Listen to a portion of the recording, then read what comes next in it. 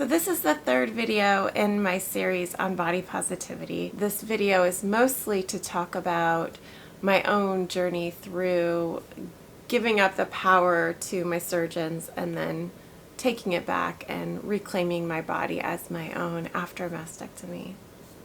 So I want to go a little further back and talk about my experience, my first experience of being asked to give up my feminine body parts, which actually was not my breasts. It was my uterus and my ovaries that came first. And around the same time that my breast, this mysterious kind of suspicious shadow showed up in my left side of my breast, I was also dealing with painful uterine polyps. They were causing a lot of bleeding and a lot of just worry and stress. I was pretty aware that uterine polyps are a scary thing for a woman to have. They're considered by some oncologists to be precancerous, and others consider them not to be precancerous. So it's kind of like an area of science that still needs some clarification and exploration for sure. But I definitely picked up on a lot of fear coming from my PCP, who first diagnosed me with the uterine polyps, and she was pretty terrified to tell me that I had them in the first place. So that was my first kind of cancer scare experience. And again, this was 12 years ago, so a long time ago. And I went with a surgeon that my other PCP, my naturopath PCP, recommended and had worked with before. It was a man, and I had a pretty negative experience with him. He, as all surgeons do, of course, over the course of decades of doing surgeries, had become pretty indifferent to the fact that he was asking me to give up my uterus and ovaries, and was pretty insensitive about that. And I don't think that that's unusual at all, and I think that that's probably the norm. But it was pretty offensive to me, the lightness with which he asked me just to give those parts of me up. And I think probably most women are accepting of that attitude when it comes from a surgeon. I was not. I was resistant and offended. I consider the uterus and the ovaries to be really precious, spiritual parts of my body, parts of me, parts of who I am, and kind of the birthplace of the creativity that comes as a part of my daily life. I do think I would still have massive amounts of creativity without them, but I also think that they are sacred and a part of me, and I would not give them up for any small reason. It would have to be a pretty serious reason. And thankfully, he did give me the option of keeping them. He wasn't insisting that I give them up. He said that he would recommend either having hysterectomy, which would be giving them up, or ablation, uterine ablation, which after taking the polyps out, he would go in with a kind of a mini blowtorch, is kind of how I pictured it, and burn and cauterize my entire interior of my uterus, which struck me, again, as being pretty offensive and not something I had any kind of desire to do. And my intuition kicked in pretty strongly. And at that point, I had not had a lot of interface with surgeons. He was the first surgeon I'd ever met, the first person I'd ever met who'd asked me to make changes to my body. And it took me a lot of power and self-will and confidence, I think, to say no to him. I said no to the hysterectomy, and I said no to the uterine ablation. He responded by saying my polyps would grow back. He was sure of it, and I think in his mind that was a bad thing. He didn't illustrate to me how bad he thought it was, but I told him I would take my chances and I would come back to him if my polyps did come back, and that I would just keep monitoring and scanning and having ultrasounds in the meantime. That was my choice to proceed in that way, and he accepted it, and thankfully he didn't give me a lot of attitude about it. But I walked away feeling really offended. I felt like it was really presumptuous of him to take my body so lightly, to treat it as though it was not a sacred thing. And I had to kind of process that, and I did so by writing about the experience. And the one piece of writing that really sticks out in my memory is a poem that I wrote about it. and it was the most angry poem I've ever written. And I think by writing that poem, I reclaimed my sense of agency and my right to say what happens to my body. And I think he made me question and hold my sense of agency and my right out here aside from me, and almost kind of giving it to him in a way. Like there was this temptation to just disassociate and hand myself over to him, because I felt like that's what he wanted me to do, and that's what he was used to women doing who were sitting in that seat in his clinic. I think he probably was very used to seeing disassociation, because that was the only option I had at that point. I was very much in touch with my body, very much in touch with what I needed and wanted, and it would have taken a total disassociation with myself to be able to follow his lead and give him that kind of power. And I was so proud of myself that I didn't. And I'm still really proud of myself that I didn't. Now, the mastectomy story is a little bit scarier, because DCIS, which was the precancer I did have in my breast, was pretty extensive and growing in terms of its severity by the time I met with my first surgeon. Again, the first surgeon I met with was not my favorite. She really pushed my buttons. She was not interested in having a dialogue with me. She didn't want to educate me or explain things to me. She didn't have time. And so she appeared very condescending, and I was very disinterested in working with her. Thankfully, I had already been working with some other folks, some integrative oncologists who were really interested in educating me, and for the first couple of years when I had DCIS, they couldn't even prove that I had it through biopsies, so it wasn't that serious right away. It did become more serious, and so I looked for another surgeon at that point when it became more serious, when it was starting to grow. And the first couple of surgeons that I found were definitely not my favorite, but were a little better than that first condescending one that was not willing to have an intellectual dialogue with me about my choices and the science behind DCIS and calcifications. They were way more interested in me as a person, way less condescending, but they had very little time, and I didn't feel like I trusted them. And I went ahead and worked with one of them anyway, and because I was feeling the pressure to go ahead and get my mastectomy. And I think that experience was really hurtful for me, to trust someone that I hadn't built trust with.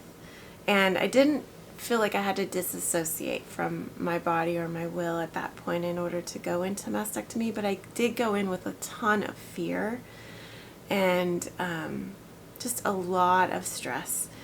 And I regret that I wasn't able to find a surgeon the first time for my first mastectomy that was nurturing or just inspiring of trust.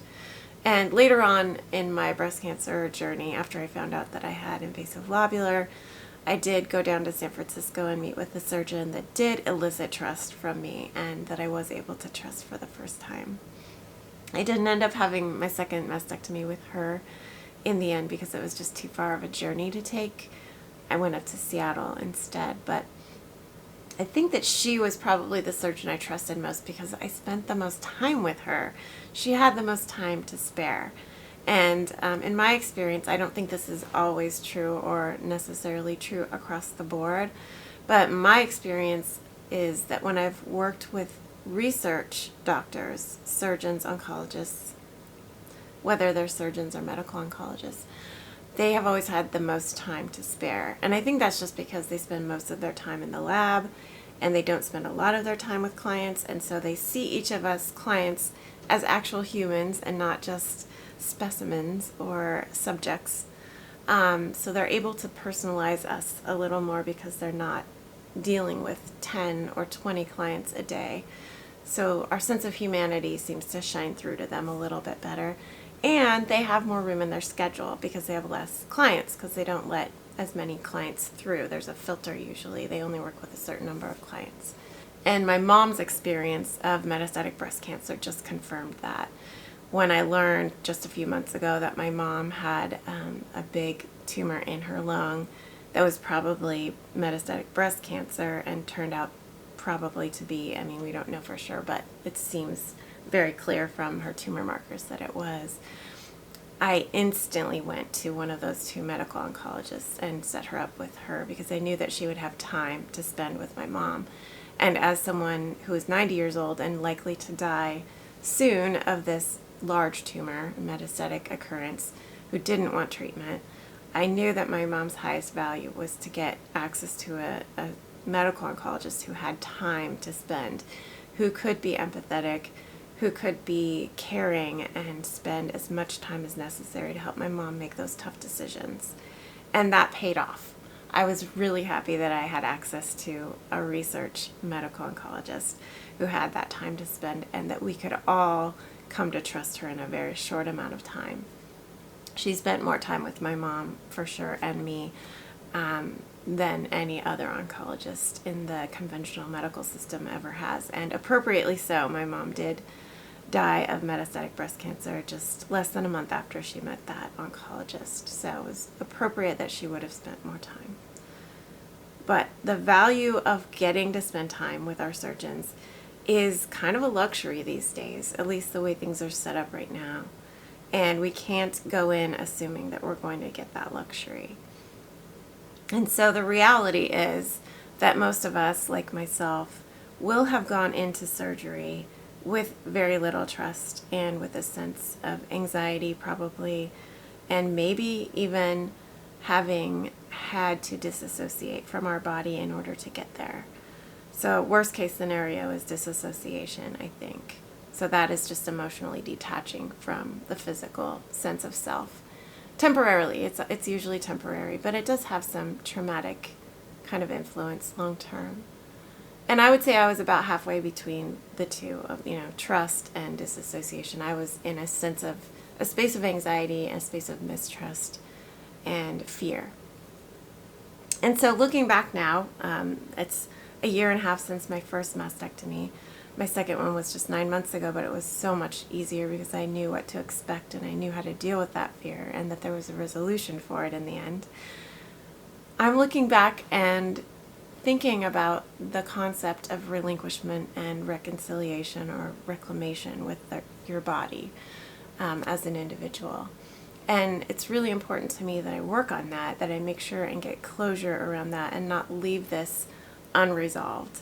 So when I went in for my first mastectomy, I relinquished my body as I allowed them to put me under anesthesia, as I allowed them to draw on me with a Sharpie, as I allowed them to cut into me and make changes while I was asleep and not able to give input, which those changes did end up being pretty disappointing. I knew that I was going to get more surgery, so it was okay, but that was another trauma that I've talked about in another video, and I can link that up here for you to watch if you haven't seen that one already. But I'm talking today just about that sense of vulnerability that we have when we walk into the anesthesia setting and the surgery setting where we're going under. We have to trust someone to take care of our body and make the changes to it that we would want them to in the ways that we would want them to, and the need for trust in that setting. So when I look back at the photos of all that ink on my breast, of the initials that the surgeon wrote on my breast, she had to write her initials as a way of kind of claiming responsibility for me if something happened, if I never woke up or couldn't identify myself. That was her sense of owning the responsibility for me while I was under anesthesia. Those photos are pretty triggering because it reminds me of that sense of vulnerability and that fear that I was going through on that day. And it's good to be triggered, I think, for me, because it reminds me that I need, like I said, to work on this and to reclaim my sense of agency and autonomy and ownership of my body now in a way that's kind of incremental as I get back to normal in the months following mastectomy. And I've only found a few ways to do that. One way is to acknowledge anniversaries of different dates on the calendar that I went through different things. Certainly the anniversary of my first mastectomy, that's a major one. But also anniversaries of other diagnoses or other discoveries along the way. I think every anniversary is not just something that we celebrate in this case, but we acknowledge And maybe we can use that acknowledgement or that date on the calendar to either memorialize or just to document something that we've been through, whether it's through writing or poetry, like in my first experience of uterine polyps and being confronted with those choices. Walking in a breast cancer walk with a team of flatties, in my case, has been really healing and reclaiming in its kind of processing of that trauma and resolving of that trauma. So those are the ways that I've found to reclaim my body and agency and autonomy after feeling so powerless all those 18 months ago. And I just wanted to make this video mostly to start the conversation with you. I'm really curious if you have a story to tell about how you reclaimed your body, or what kinds of rituals or processing or documentation of that experience have been nurturing and healing for you. And do you feel like you've reclaimed your body? Do you feel like you own it as much as you did before mastectomy? Those are really interesting questions to me, and I love having conversations about them. And hopefully in my new podcast coming out soon, later in the later spring or early summer, I will be having those conversations with survivors of breast cancer. And I'm excited to do so. So just to let you know kind of how my uterine polyp story came out in the end, because I think most of you know how my breast cancer story came out in the end, but I've never told the end of that story. I did actually get, I had ultrasounds every year, at least once a year, for my uterus to see if the polyps were back. It's really easy to tell if they're back though, because I get really clear symptoms. I get excess bleeding and pain. And they didn't come back until just recently, and I'm in that transition to menopause now, and I think your hormones just get really wonky when you're transitioning into menopause. It's kind of like going through adolescence all over again backwards. And because of that wonkiness in my hormones this last year, I did have a recurrence of polyps, and I did have to do the more intensive ultrasound where they fill your uterus with fluid that is kind of like a dye that you can see what's going on in there, and it's really painful. I've had just 3 of those in the last 12 years, but it did show that I had some really tiny polyps, and they were right on my cervix, so they were able to remove them. So my original 2 polyps that were cut off still have their stems. They're still in there, and they have not grown. So my surgeon, who was going to take my uterus and ovaries or burn them, who promised me they would come back, was right, but he was wrong in the sense that that was a dangerous thing. So far there has been no scary reoccurrence of polyps. Just a really minor one that I'm thinking now with menopause is going to be a non-issue anymore, now that my estrogen will be going down severely for good. And that's one benefit to entering menopause for me, is I don't have to worry about all the fibrous tissue, all the cysts and fibroids and polyps that have been tending to grow in my body over the years. So I'm really glad I didn't let him take my uterus and ovaries or burn them. It's a real good thing for me in my story to still have them now. We'll see if that ends up being true long term, because my story isn't over, but I'm glad that I stood my ground and followed my intuition in that case. And I firmly believe that we all have a really, really strong sense of wisdom in our intuition. And usually it pans out when we do follow it. So it's a good ending to that story.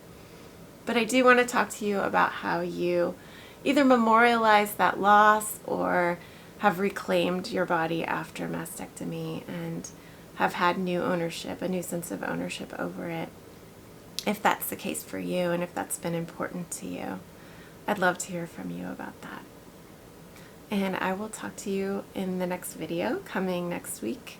I think we will be branching out of the subject of body positivity then, as I'm going to go back to talking about my Goldilocks mastectomy in that next video. So I'll see you then. Bye-bye.